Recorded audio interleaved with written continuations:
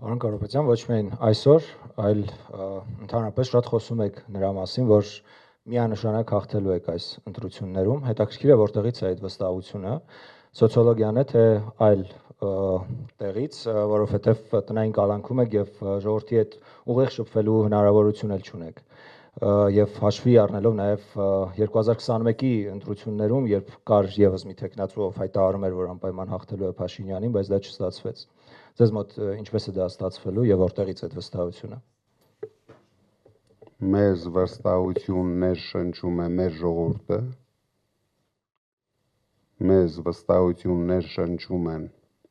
բոլոր հարցումները, մեզ վստահություններ շնչում է Փաշինյանի բացարձակ ցածր ռեյտինգը,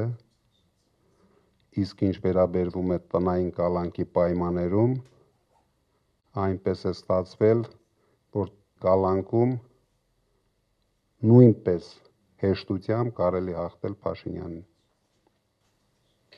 Պարոն Կարապետյան, 2021 թվականի համապետական ընտրություններին եւ 2025 թվականի